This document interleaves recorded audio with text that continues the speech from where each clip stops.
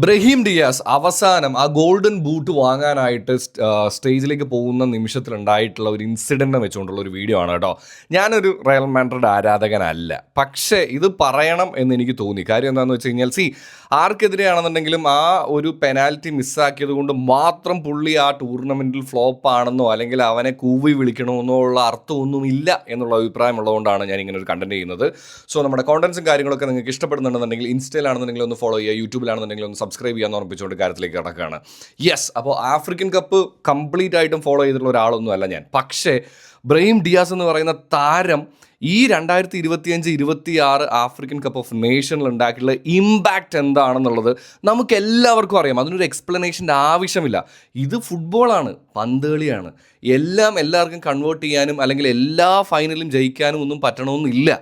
ചിലപ്പോൾ തോൽവികളും ഉണ്ടാവും, അതും നമ്മൾ അക്സെപ്റ്റ് ചെയ്യണം എന്നുള്ളതാണ്. ആ പെനാൽറ്റി എടുക്കാൻ പോകുന്നതിന് മുമ്പ് ഒരുപാട് ഇൻസിഡൻസ് ഉണ്ടായിട്ടുണ്ട്. ആ പെനാൽറ്റി മിസ്സായതിനെ പറ്റിയും പലതരത്തിലുള്ള കാര്യങ്ങളും പോകുന്നുണ്ട്. പക്ഷേ അത് മിസ്സാക്കിയത് കൊണ്ട് മാത്രമാണ് അവർ തോറ്റത് എന്ന് നമുക്ക് വാദിക്കാൻ പറ്റില്ല. പക്ഷെ നല്ലൊരു ഓപ്പർച്യൂണിറ്റി ഉണ്ടായിരുന്നു, അത് കൺവേർട്ട് ചെയ്യാൻ പറ്റിയില്ല എന്നുള്ളത് മാത്രമേ ഉള്ളൂ. പക്ഷേ അതുകൊണ്ട് ആ വ്യക്തിക്കെതിരെ ഒരു അവാർഡ് വാങ്ങുന്ന സമയത്ത് കൂവി വിളിക്കുക എന്ന് പറയുന്നതോ അല്ലെങ്കിൽ അതിനെ ഡിസ്റെസ്പെക്റ്റ് ചെയ്യുക എന്ന് പറയുന്നതോ അത് ഇൻസ്റ്റഗ്രാമിലായാലും സ്റ്റേഡിയത്തിലായാലും നല്ലൊരു ആക്റ്റായിട്ട് പേഴ്സണലി എനിക്ക് തോന്നിയില്ല എന്നുള്ളതാണ് കാര്യം.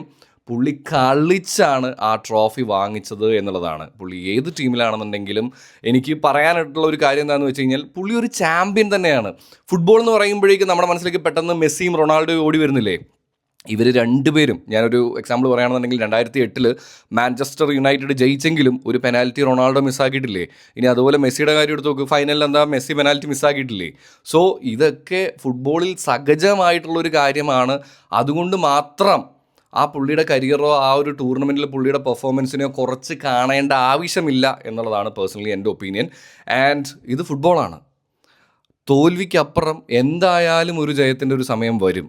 ആൻഡ് വൺ ഡേ ഇതിനെല്ലാത്തിനുള്ള ഉത്തരം പറയാനുള്ള ഒരു അവസരം അവൻ്റെ മുമ്പിൽ വന്നിരിക്കും. അന്ന് അവൻ ഇതിനൊക്കെ കണക്ക് വീട്ടുമ്പോഴും ഈ കളിയാക്കിയവരും കൂവിയവരും കമൻ്റ് ഇട്ട് അവനെ ഇൻസൾട്ട് ചെയ്യുന്നവരും ഇവിടെയൊക്കെ തന്നെ കാണണം എന്നുള്ളത് എനിക്ക് ഓർമ്മിപ്പിക്കാനായിട്ടുള്ളൂ. ചിൽ കുട്ടി.